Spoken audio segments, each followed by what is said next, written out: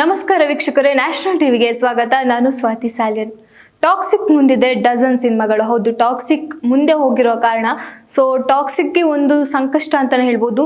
12 ಸಿನಿಮಾಗಳನ್ನು ಈಗ ಎದುರಿಸುವಂಥ ಪರಿಸ್ಥಿತಿ ಬಂದಿದೆ.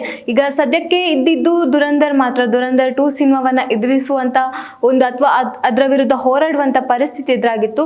ಆದರೆ ಇದೀಗ ಮತ್ತೊಮ್ಮೆ ಆ ಒಂದು ಸಿನಿಮಾ ಮುಂದೆ ಹೋಗಿರುವ ಕಾರಣಕ್ಕೋಸ್ಕರ 12 ಸಿನಿಮಾವನ್ನು ಈಗ ಎದುರಿಸುವಂಥ ಪರಿಸ್ಥಿತಿ ಟಾಕ್ಸಿಕ್ಗೆ ಬಂದಿದೆ ಅಂತಲೇ ಹೇಳ್ಬೋದು. ಯಾಕಂದರೆ ಟಾಕ್ಸಿಕ್ ಈ ಹಿಂದೆ ಯುದ್ಧದ ಪರಿಣಾಮವಾಗಿ ಅದನ್ನು ಮುಂದೂಡಲಾಯಿತು.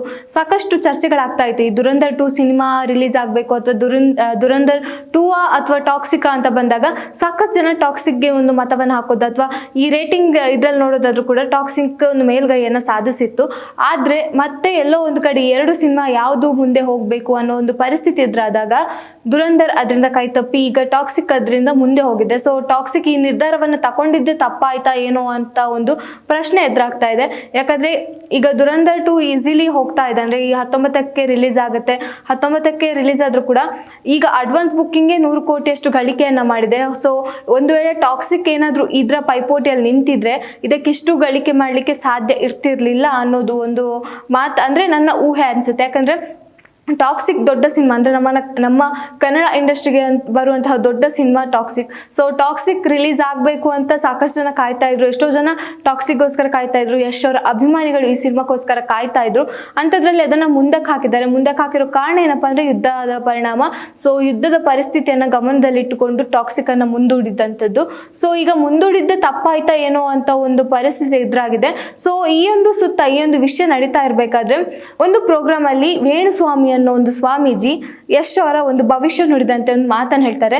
ಆ ಮಾತನ್ನ ಕೇಳಿಸ್ಕೊಂಡ್ಮೇಲೆ ಯಶ್ ಅವರ ಅಭಿಮಾನಿಗಳಿಗೆ ಸಿಕ್ಕಾಪಟ್ಟೆ ಸಿಟ್ಟು ಬಂದಿದೆ ಅಂತ ಹೇಳ್ಬೋದು. ಯಾಕಂದ್ರೆ ಯಶ್ ಅವ್ರ ಬಗ್ಗೆ ಈ ರೀತಿ ಮಾತಾಡಿದ್ದು ತಪ್ಪಾಗಿದೆ ಅಂತ.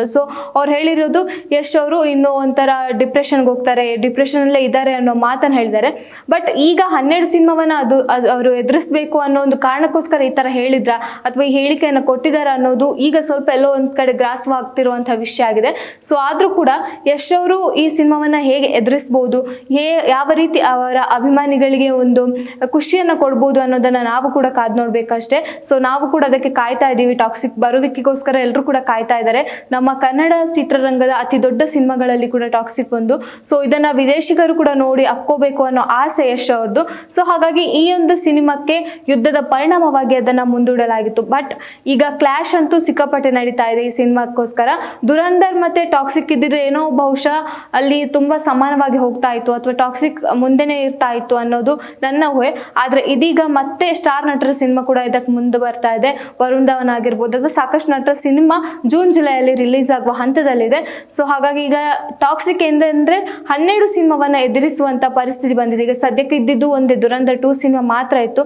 ಆದ್ರೆ ಇದೀಗ 12 ಸಿನಿಮಾವನ್ನ ಎದುರಿಸುವಂತ ಪರಿಸ್ಥಿತಿ ಟಾಕ್ಸಿಕ್ಗೆ ಬಂದಿದೆ ಅಂತ ಹೇಳ್ಬೋದು.